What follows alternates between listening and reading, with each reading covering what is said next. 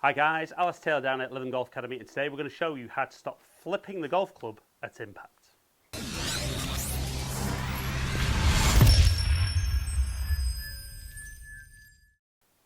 Right guys, so I see a huge number of golfers who kind of really struggle to control how they kind of release the club through impact, control the loft of the club and really maximise those quality of strikes and distance on shots. And a lot of these golfers really struggle to kind of keep the shaft lean through impact and end up kind of what we'd call flipping the club through impact, adding loft, producing a very weak strike, really losing club head speed and costing them a huge amount of yards on the shots, but also kind of just really lacking confidence, and it really gets exposed in those longer irons. So we're going to cover that in this video, and if this is your first time down to my channel, welcome down to Ali Taylor Golf. If you're returning for more, thank you for coming back. If you are enjoying it though and you don't subscribe, please consider clicking the subscribe button and ringing the notification bell to make sure you get my content as soon as it drops. But for now, let's stop you flipping the club at impact.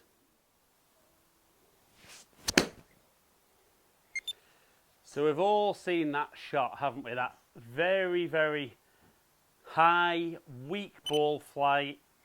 We can see there the ball launching just about okay at 21 degrees, but definitely felt that my strike was poor, felt like I maybe caught the ground a little bit. I just didn't feel powerful at all at impact. And very often that's down to just kind of flipping, or what's called flipping the club through impact.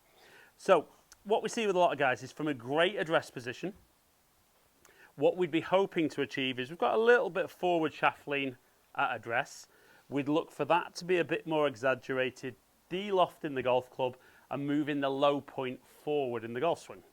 But unfortunately for a lot of guys, what we see is that as they come into impact, they're actually adding a lot of loft, the shaft's leaning backwards, and it also means very often that not only is there lots of loft there, which is going to cost distance, but also there's a poor strike by not controlling the low point of the swing. So the big thing is for a lot of golfers, even though they set up very well, at impact, the body kind of stops, so the chest still facing the golf ball, the hands and arms keep going, and that's where we kind of flip the club. But what we see with all the best players in the world is that on the way down, they're continuing to turn not just the hips, but also the torso and the chest towards the target, and that keeps that shaft leaning forward through impact. So let's work on a little drill that's going to help you get that feel. Then let's hit a few shots and see if we can maintain that, stop flipping the club, compress the ball better, launch it lower and hit it further. So what we're going to do is we're going to swing halfway back, and we can see when we're halfway back, there's almost that little bit of wrist set there. I want to try and hold that in my downswing and just turn my body as aggressively as I can and as far as I can out of the way, so that that kind of wrist set doesn't unwind until well after impact. So do a couple of practice swings, swing halfway back, turn out the way. So we saw kind of 21 degree launch before. I think if I'd have struck it well though, it'd have been even higher than that. So a little half swing, a little bit low off the club face, but certainly there would have launched much lower. So yeah, a little bit low.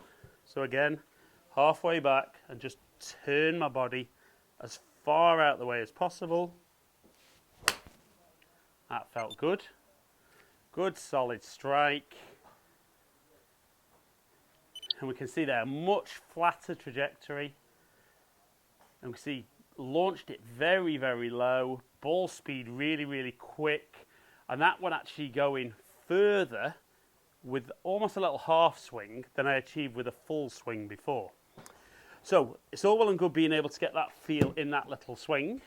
Now as I go into my full swing, I want to get back, and as I start down, just keep the body turning out of the way as long as possible, and that will allow me to release the club a little bit later and stop flipping the club.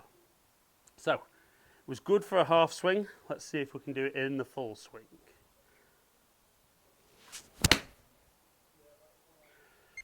So strike felt good. Obviously the ball's going to continue on that trajectory for a little bit longer.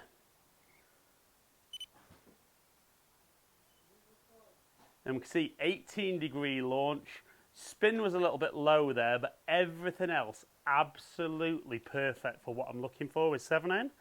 Now, not only do I get a little bit more clubhead speed, but I'm also translating that into miles more ball speed. So we can see there 125.3 mile an hour. That's a huge pickup. It's not the easiest thing in the world for guys to implement. And I do think initially when you work on it, it doesn't necessarily feel like the shots are going to go where you want. So the key is to practice that really, really hard, starting with that little half swing, turning the body, like I said, as far away on the way through and kind of as quickly out of the way as you can. And then again, trying to introduce that into the full shot. That felt absolutely fantastic. And again, we can see big, long shot, even more speed, and even more distance on that shot. And again, that launch angle even lower.